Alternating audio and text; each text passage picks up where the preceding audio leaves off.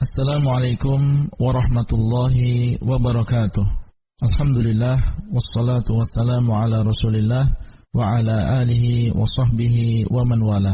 Halaqah yang ke-10 dari silsilah ilmiah penjelasan kitab Al-Usulul Thalathah wa Adillatuha, 3 landasan utama dan dalil-dalilnya, yang dikarang oleh Syekh Muhammad bin Abdul Wahhab At-Tamimi rahimahullah. Beliau mengatakan, i'lam arsyadakallahu li ta'atih anna al-hanifiyata millata Ibrahima an ta'budallaha wahdahu mukhlishan lahud-din wa bidzalika amara Allah jami'an nas wa khalaqahum laha kama qala ta'ala wa ma khalaqatul jinna wal insa illa liya'budun wa ma'na ya'buduni yuwahidun. Ketahuilah, semoga Allah SWT memberikan petunjuk kepadamu untuk taat kepadanya. Sesungguhnya Al-Hanifiyah, agamanya Nabi Ibrahim, adalah engkau menyembah Allah semata, mengikhlaskan baginya agama ini, dan dengan inilah Allah SWT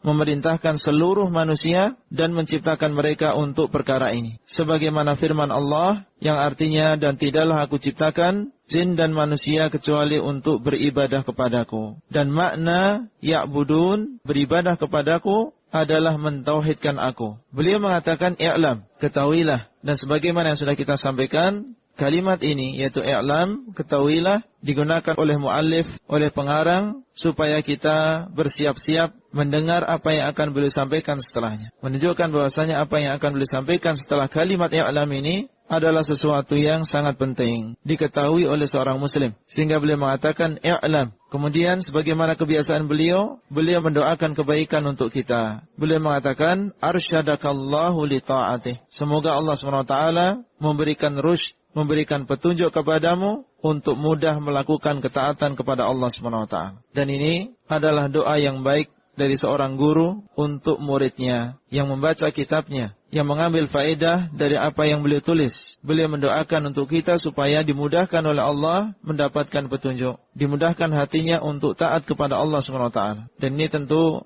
adab yang bagus yang hendaknya ditiru oleh seorang guru, seorang pengajar, supaya banyak mendoakan kebaikan untuk murid-muridnya. Semoga dimudahkan untuk memahami pelajaran, semoga diampuni dosanya, semoga dirahmati oleh Allah SWT.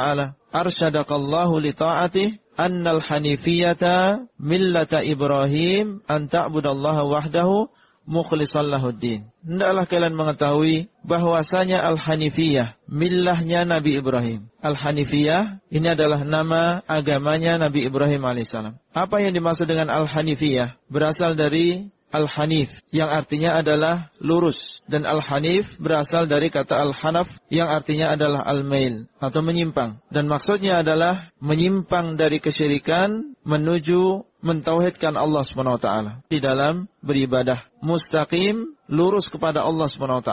Apabila seseorang ditanya, apakah agamanya Nabi Ibrahim? Agamanya Nabi Ibrahim adalah Al-Hanifiyah, Al-Islam, menyerahkan diri, menyerahkan ibadahnya hanya kepada Allah dan meninggalkan kesyirikan dengan segala jenisnya. Ini adalah millahnya Nabi Ibrahim, yang kita diperintahkan untuk mengikuti millahnya Nabi Ibrahim. Demikian pula Rasulullah SAW diperintahkan untuk mengikuti millahnya Nabi Ibrahim. Dan Allah SWT menyebutkan di dalam Al-Quran perintah untuk mengikuti millahnya Nabi Ibrahim AS.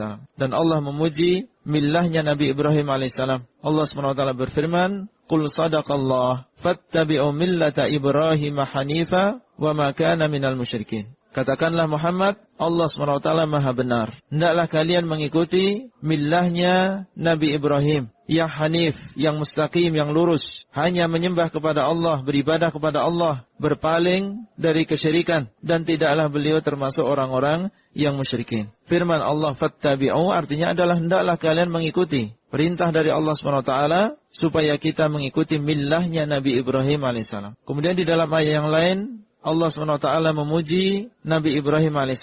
Inna Ibrahim kana ummatan qanitan lillah hanifan walam yakun minal musyrikin syakiran li an'umih ijtabahu wa hadahu ila siratil mustaqim wa atainahu fid dunya hasanah wa innahu fil akhirati laminas salihin. Sesungguhnya Ibrahim adalah qudwah, teladan, Contoh yang dia senantiasa khusyuk di dalam beribadah kepada Allah, hanifan, lurus, hanya menyembah kepada Allah, tidak menyembah kepada selain Allah, dan bukanlah beliau termasuk orang-orang musyrikin. Beliau adalah orang yang bersyukur dengan nikmat-nikmat Allah SWT.